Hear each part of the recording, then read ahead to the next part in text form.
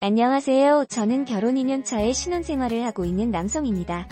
원래는 동네에서 작은 헬스장을 운영하고 있었지만 경영난으로 망해서 문을 닫고 비청산하다 보니 돈을 다 날리게 되었습니다. 막막한 그때 손을 내밀어 주신 분이 있었는데 그게 바로 장모님이었습니다. 일단 저희가 살던 집을 정리해서 빚을 다 갚고 장모님 댁에서 함께 살면서 다시 시작하는 건 어떻겠냐고 말씀해 주었습니다. 제 아내는 장모님 댁에 들어가는 것을 반대했지만 아무리 생각해도 현실적으로 가장 합리적인 선택은 처가살이었지요. 제 본가는 시골에 있어서 간다고 하더라도 주변에 논밭밖에 없어서 제대로 된 직장을 구할 수도 없는 노릇이었고, 장모님도 혼자 강아지와 사셔서 집에 남는 방도 많으니 우리만 조금 불편함만 감수하면 아주 이상적이라고 생각했죠.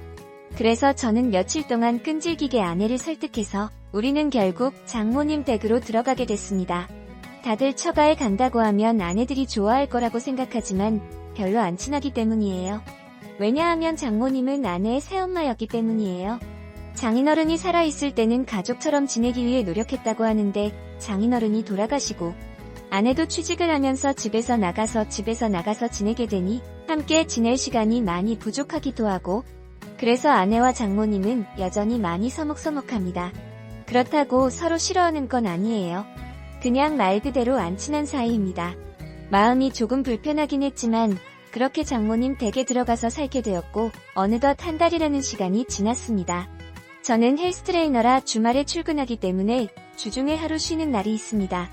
그래서 쉬는 날 아침 아내는 출근하고 저는 가볍게 동네 한 바퀴 조깅하고 들어왔는데 장모님이 쓰러져 있는 것이었습니다.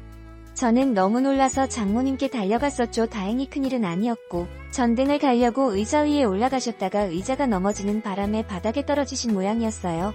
장모님이 크게 다친 곳은 없는 것 같은데 허리가 좀 삐끗한 게 같다고 말씀하셨습니다. 제가 마사지 자격증도 가지고 있어서 저는 장모님에게 마사지를 해주겠다고 하였습니다. 처음에는 거절하시다가 제가 계속 권하니 장모님도 모시기는 척 마사지를 받겠다고 하여 장모님을 부축하고 장모님 방으로 갔죠.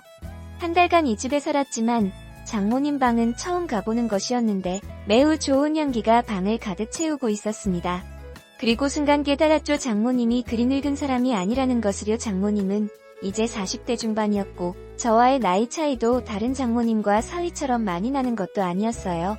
그리고 무엇보다도 무용을 전공하셔서 지금까지도 관리를 잘하고 계셔서 그런지 몸매는 솔직히 제 아내보다도 좋은 편이신 것 같았습니다. 저는 엎드려 있는 장모님에게 마사지를 해주었습니다.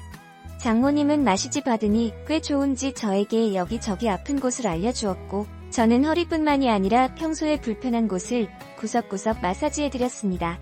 그리고 조용히 마사지만 한 것이 아니라 마사지를 받으면서 장모님과 저는 많은 이야기를 나누게 되었고 장모님도 제가 편해졌는지 농담도 하고 친구들 뒷담화도 하면서 크게 웃기도 하였죠.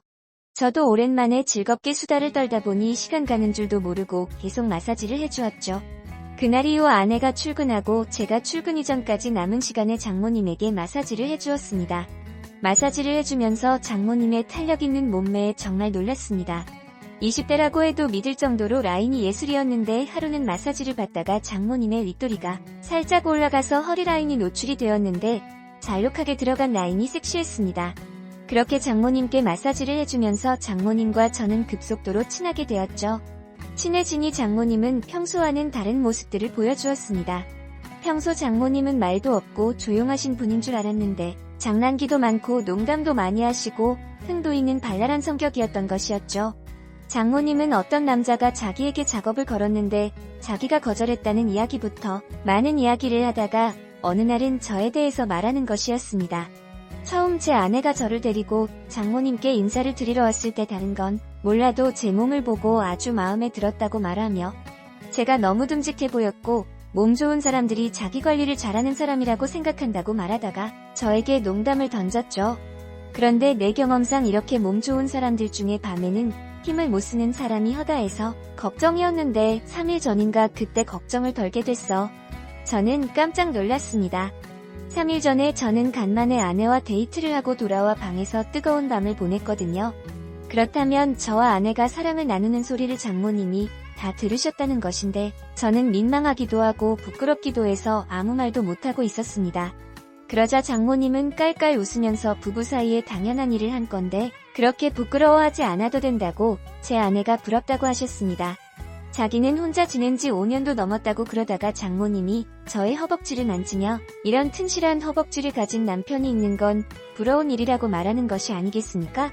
그날 이후 장모님의 익살스러운 스킨십은 계속되었습니다. 제 가슴을 만지면서 자기보다 크다고 하시질 않나 농담도 하고 엉덩이를 툭툭 치는 것은 이제 일상이 되어버렸죠. 저는 이렇게는 안 되겠다는 생각이 들어 장모님과 거리를 두었습니다.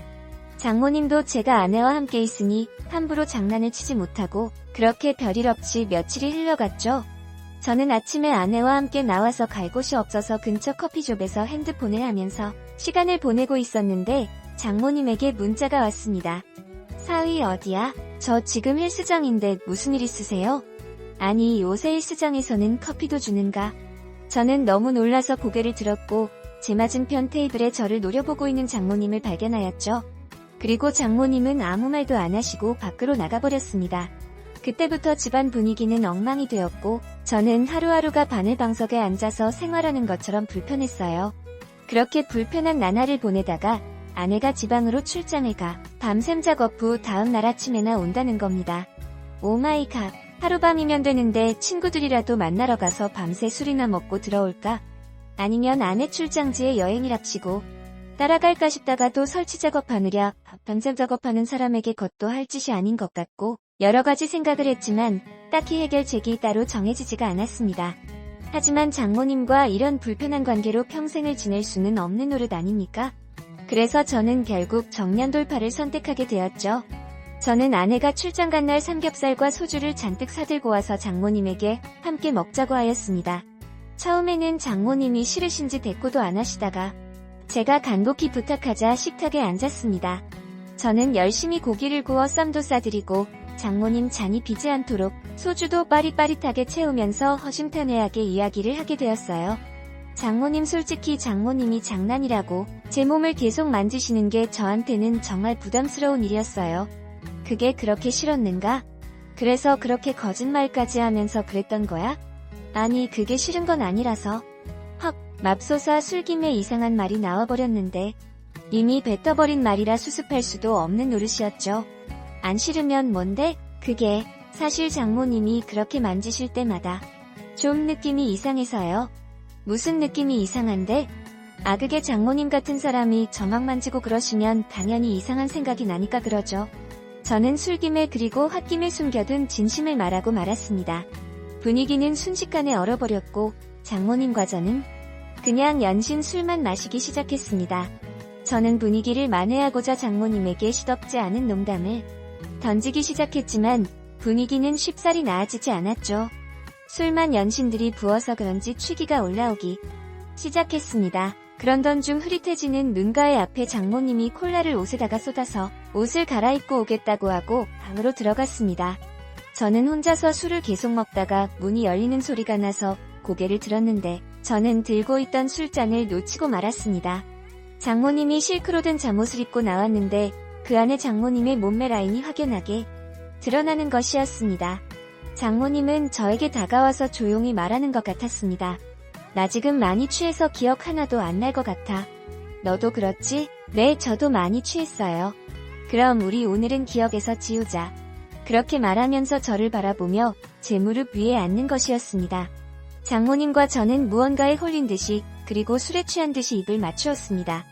장모님은 오랜 시간 참아온 열정을 저와 사정없이 불사르고 있을 때였습니다. 침이 사정없이 제 얼굴을 덮을 때였습니다. 아내의 목소리가 들리더군요. 전 너무 놀라 기절하듯 눈을 떴습니다. 일 마치고 아침 일찍 온다더니 아내였던 겁니다. 아내 말로는 이랬습니다. 제가 술에만 취해 침대에서 자지도 않고 방바닥에 뒹굴고 있었는데 강아지는 제 얼굴을 핥고 있고 저는 연신 장모님만 외쳐대며 중얼거리고 있더랍니다.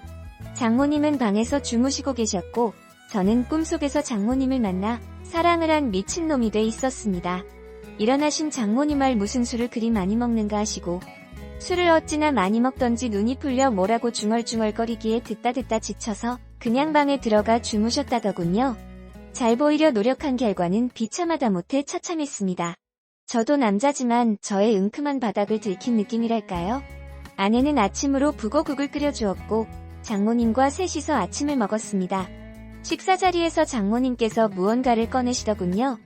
통장이었습니다. 좋은 집은 아니어도 원룸 정도는 구할 수 있는 돈이었습니다. 저와 아내는 연신 장모님께 고맙다고 인사를 하였고 나중에 꼭 갚겠다고 약속하고 장모님 댁에서 나왔습니다. 어쩌면 다행인 것 같습니다. 장모님과 계속 마주쳤으면 정말로 불륜짓이라도 되면 어쩌나 하는 생각도 들었으니까요. 이렇게 따로 나와서 있으니 너무 감사하고 속 깊은 장모님께 실수한 것 같아 너무 죄송합니다. 안녕하세요. 저는 결혼 2년 차의 신혼생활